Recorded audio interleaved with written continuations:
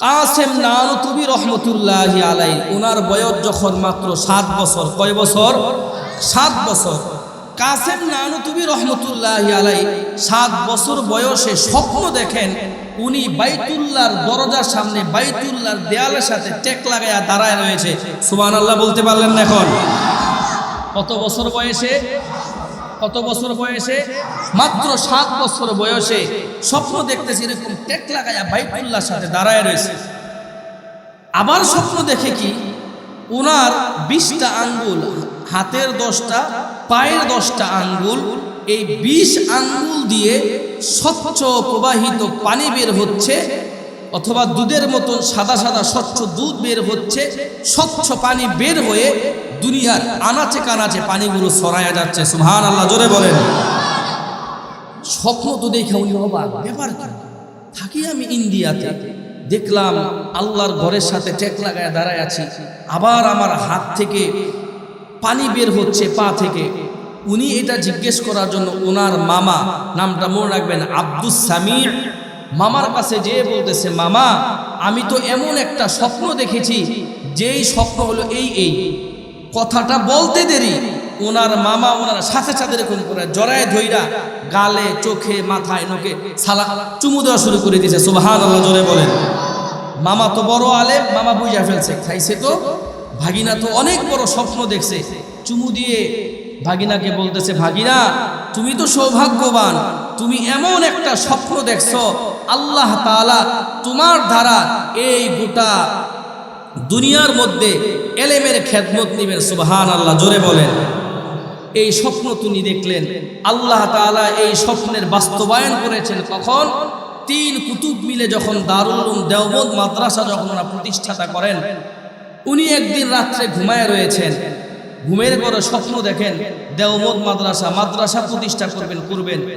স্বপ্ন দেখে আল্লাহর নবী সাল্লাল্লাহু আলাইহি ওয়াসাল্লাম আসছে, আয়েশা হাতের মধ্যে একটা লাঠি। সুবহানাল্লাহ জোরে বলেন। এই লাঠিটা নিয়ে আল্লাহর নবী দেওবন্দ, এখন বর্তমানে যেই জায়গায় ডালিম গাছের নিচে, ওই জায়গার মধ্যে লম্বা করে রাসূল তার লাঠি দিয়ে ডাক দিছে, এরকম করে ডাক দিয়া নিশানা বানায় দিয়া কাসেম নানুতুবিকে বলতেছে, ও কাসেম নানুতুবি, যেই নিশানা তোমাকে দেখাই দিলাম এই নিশানায় তুমি মাদ্রাসা বানাও। সুবহানাল্লাহ বলেন।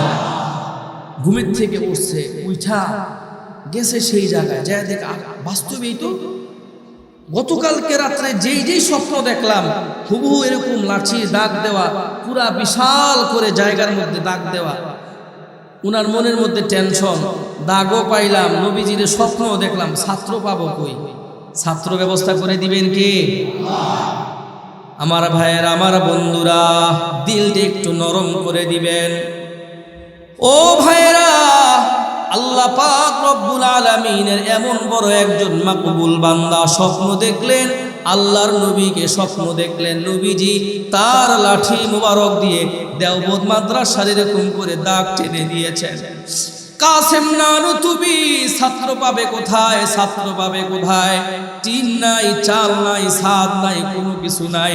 কাসেম নানুতুবি তিনি ছাত্র তালাশ করবেন, ছাত্র খুঁজে পাবেন কোথায়? আল্লাহ পাক রব্বুল আলামিন ওই গাছের নিচে, ডালিম গাছের নিচে একজন উস্তাদের ব্যবস্থা করে দিলেন।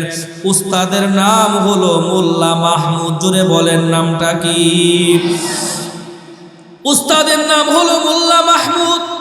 আরেকজন ছাত্র আল্লাহ পাক রব্বুল আলামিন ব্যবস্থা করে দিলেন, ছাত্রের নাম হলো মাহমুদুল হাসান দেওবন্দি। উস্তাদও একজন, ছাত্র একজন। সাদ নাই, পাটি নাই, কোনো কিছু নাই, একটা ডালিম গাছের নিচে ছাত্ররে উস্তাদে পড়ায়। সকালবেলা একজন পড়ে, বিকালবেলা দেখা গেল ছাত্র বেড়ে গেছে। পরের দিন সকালবেলা দেখা গেল আরো কিছু মানুষ আসছে, পরের দিন বিকালবেলা দেখা গেল আরো কিছু মানুষ বাড়ছে। বাড়তে বাড়তে বাড়তে বাড়তে বর্তমানে দেখা গেছে এই দেওবন্দ মাদ্রাসার মধ্যে একটা নয়, দুইটা নয়, হাজার হাজার ছাত্র গোটা দুনিয়া থেকে পড়ার জন্য যায়। আমার ভাইয়েরা, আমার বন্ধুরা, মাদ্রাসা চালু হয়ে গিয়েছে, ছাত্র আসতেছে। এই ছাত্ররা খাবার খাবে কোত্থেকে? ছাত্ররা কেমন করে চলবে, কেমন করে চলবে? ও আমার ভাই, তোমার মনটা যদি আজকে শক্ত থাকে, এখন তুমি নরম করে দেওয়ার একটু চেষ্টা করবা। দেখো এতিম সন্তানরা আর আলেম ওলামারা ছাত্রদের জন্য, দিনের জন্য কি পরিমাণ কষ্ট করে তারা ছাত্রদেরকে ভাই মানুষ বানাইছে। কাসেম নানতুবি রহমতুল্লাহি আলাইহি ছাত্র বেড়ে গেছে, খাবার দাবারের তেমন কোনো ব্যবস্থা হয় না। বোর্ডিং থেকে তাকে জানানো হলো পরের দিন আজকে যে রান্না হবে এরকম রান্নার করার কোনো ব্যবস্থা নাই। ওই কাসেম নানতুবি তার স্ত্রীর গহনা পর্যন্ত তিনি মাদ্রাসার জন্য দিয়ে দিয়েছিলেন। অনেক বড় ধনী মানুষের সন্তান, অথচ টাকা পয়সা সমস্ত কিছু একমাত্র আল্লাহর দিন জিন্দা করার জন্য, মাদ্রাসার জন্য অকাতরে তিনি ব্যয় করা শুরু করে দিয়েছেন। এই কাসেম নানতুবি রহমতুল্লাহি আলাইহি যখন তিনি শুনলেন মাদ্রাসার বোর্ডিং এর মধ্যে খাবার নাই, কাসেম নানতুবি তিনি জানতেন এই রেলগাড়ি করে দূর দূরান্ত থেকে মানুষেরা আসে, ছাত্ররা আসে পড়াশোনা করার জন্য দেওবন্দ মাদ্রাসার মধ্যে। এই কাসেম নানতুবি রহমতুল্লাহি আলাইহি এত বড় একজন মানুষ ছিলেন, আলেম ছিলেন। তিনি গভীর রজনীতে এরকম করে তিনি তার মুখটা তিনি ঢেকে নিলেন, চোখ দুইটা শুধুমাত্র দেখা যায়। আর কাসেম নানতুবি রহমতুল্লাহি আলাইহি তার মুখটা ঢেকে এই কাসেম নানতুবি চলে গেলেন তিনি রেল স্টেশনের মধ্যে। রেল স্টেশনের সামনে তিনি দাঁড়ায় আছেন। সকালবেলা স্টেশনের সামনে কিছুক্ষণ পর ট্রেন আসবে, আর এই ট্রেনগুলো থেকে মালামাল নামানোর জন্য কুলির প্রয়োজন হয়। কাসেম নানতুবি এমন বড় একজন আলেম, অথচ তার মধ্যে দিনের প্রতি কি পরিমাণ মায়া রে ভাই, কি পরিমাণ মায়া। ছাত্ররা না খেয়ে থাকবে, উস্তাদ কোনোদিনও সহ্য করতে পারে না। ছাত্ররা ঘুমাইতে পারবে না, জাগা হয় না। আসল উস্তাদরা কোনোদিনও ভাই সহ্য করতে পারে না। কাসেম নানতুবি রহমতুল্লাহি আলাইহি রেল স্টেশনের সামনে দাঁড়াইয়া তিনি অপেক্ষা করেছেন কতক্ষণ পরে ট্রেন আসবে। ট্রেন আসার পর কাসেম নানতুবি দেখলেন এক আল্লাহর বান্দা দুইটা বড় বড় বোঝা নিয়ে আসছে, ট্রাক নিয়ে আসছে। এই দুইজন মানুষ, একমাত্র কাসেম নানতুবি আর ওই আল্লাহর বান্দার মালামালগুলো এক জায়গা থেকে অন্য জায়গার মধ্যে পৌঁছে দেওয়া লাগবে। অন্য মানুষদের মালামাল অন্য কুলিরা টেনে টেনে নিয়ে যাচ্ছেন। কাসেম নানতুবি তাকে বললেন, ও ভাই, আপনার এই মালামালগুলো কি মাথার মধ্যে নিয়ে আমি আপনার গন্তব্য পর্যন্ত পৌঁছে দিব নাকি? লোকটা বলে, আপনি তো বৃদ্ধ মানুষ, আপনি এগুলো পারবেন না। কাসেম নানতুবি বলে, হ্যাঁ আমি পারবো, আমার কোনো সমস্যা হবে না। কাসেম নানতুবি মাথার মধ্যে বড় বড় দুইটা যিনি ট্রাক নিলেন। এবার তিনি রেল স্টেশনের মাঝ দিয়ে হেঁটে হেঁটে তিনি যখন ওই লোকের সাথে হেঁটে হেঁটে যাচ্ছে, হঠাৎ করে ওই আল্লাহর বান্দা তিনি পিছনে পড়ে গেলেন। তিনি দেখে কাসেম নানতুবি তিনি সামনের দিকে হেঁটে হেঁটে যাচ্ছে, কিন্তু আল্লাহ পাক রব্বুল আলামিনের কুদরতের কি ফায়সালা, তিনি দেখলেন যে বৃদ্ধ মানুষটার মাথার মধ্যে দুইটা বোঝা। হঠাৎ করে তিনি দেখেন মাথার মধ্যে এবং বোঝার মধ্যে আধা হাত পরিমাণ জায়গা ফাঁকা বয়ে আছে। আমার ভাইয়েরা, আমার বন্ধুরা, কাসেম নানতুবি রহমতুল্লাহি আলাইহি এমন বড় একজন আলেম, ছাত্রদের ডালের ব্যবস্থা করার জন্য, চালের ব্যবস্থা করার জন্য, রুটির ব্যবস্থা করার জন্য কাসেম নানতুবি এই যে কুলির কাজ করে যখন তিনি বোঝাগুলো নিলেন, উচিত ছিল মাথার সাথে বোঝাগুলো এরকম করে লেগে থাকবে।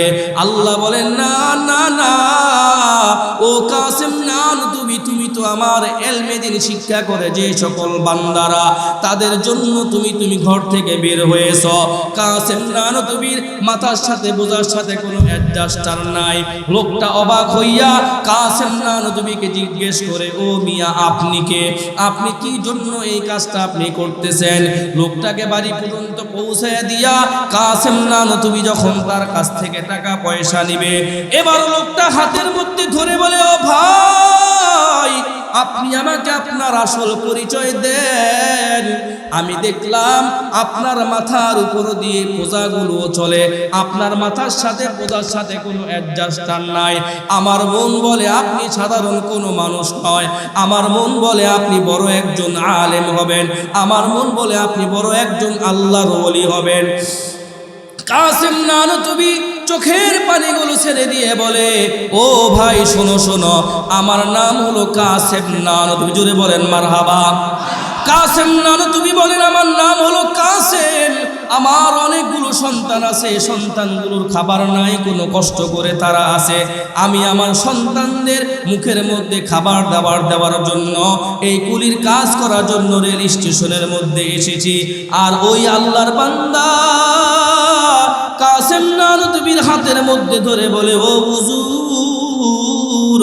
আমার এই ট্রাঙ্ক, একটা ট্রাঙ্কের মধ্যে টাকায় ভরা, টাকায় ভরা।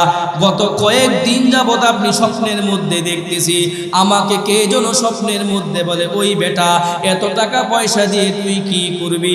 দেখোস না দেওবন্দ মাদ্রাসার ওই যে মুহতামিম কাসেম নানতুবি কাজের জন্য রেল স্টেশনের মধ্যে ঘোরাঘুরি করে, দেওবন্দ মাদ্রাসার ছাত্ররা না খেয়ে আছে।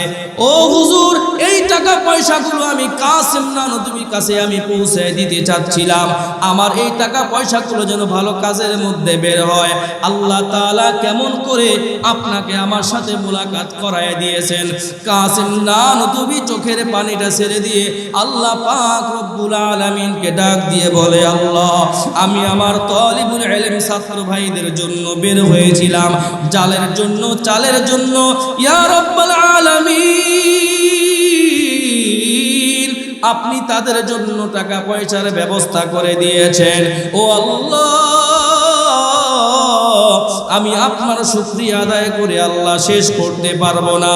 আপনারা এই জায়গার মধ্যে যারা যারা আছেন তারা বলেন তো দেখি, আজকে এই জায়গার মধ্যে এরকম অনেক সন্তান হয়তো আপনারা আছেন যাদের মা নাই, যাদের বাবা দুনিয়ার বুকে হয়তো বা নাই।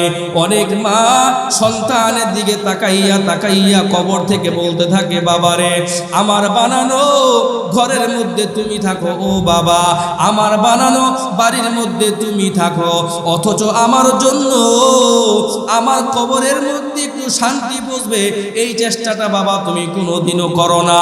কাসেম নানতুবি যদি ছাত্রদের জন্য এরকম দিল খুলে কাজ করতে পারে, তাহলে আমি আর আপনি এই মাদ্রাসাগুলো দিনের জন্য কাজ করতে আমরা রাজি আছি তো ইনশাআল্লাহ। আমার ভাইয়ের, আমার বন্ধুরা, এই জায়গার মধ্যে আপনারা যারা যারা আছেন আমি জানি এই জায়গার মধ্যে অনেক এতিম সন্তানেরা হয়তো বা আপনারা আছেন। ও ভাই দুইটা চোখ একটু বন্ধ করে একটু মায়ের চেহারাটা তোমার মনে পড়ে না? দুইটা চোখ একটু বন্ধ করে দাও, ওই যে বাবার চেহারা ছিলা তুমি গ্রামে, বাবা কত কষ্ট করে তোমার জন্য ভাই টাকা পয়সার ব্যবস্থা করতো। আমার তো মন বলে আমার বাবা গত কয়েকদিন আগেও আমারে বলতেছে, বাবারে শোন আজকে তোদের জন্য আমি কত বড় বাড়ি বানায় দিয়েছি, কিন্তু যখন আমি স্কুলের মধ্যে যাইতাম তোর দাদার কাছ থেকে আমি একটা টাকা নিতেই আমার কষ্ট হয়ে যাইত। আজকে আল্লাহ আমাকে অনেক টাকা পয়সা দিয়েছে, কিন্তু আমার এই টাকা পয়সা দিয়ে আমি আমার বাবাকে একটা পাঞ্জাবি কিনে দিতে পারি না। আমার টাকা পয়সা হয়েছে ঠিক, অথচ আমি আমার এই টাকা পয়সা দিয়ে আমার বাবার জন্য একটা লুঙ্গি কিনে দিতে পারি না। আমার টাকা পয়সা হয়েছে ঠিক, কিন্তু তোদের দাদির জন্য একটা শাড়ি কিনে দিতে পারি না। তোরা যখন আমার সামনে খেতে বসিস আমি বাবা তোদের প্লেটের মধ্যে যখন মাথা তুলে দেই, মাঝে মাঝে আমার বাবার কথাও আমার মনে পড়ে যায়। আমার মন বলে আমার বাবা আমাকে যেরকম করে মাছের বড় মাথাটা খাওয়াইতো, আজকে যদি আমার বাবা আর তোদের দাদা যদি বাইচা থাকতো, আমি সন্তান হয়ে আমার বাবা কেউ মাছের মাথাটা আজকে আমি খাওয়াই দিতাম।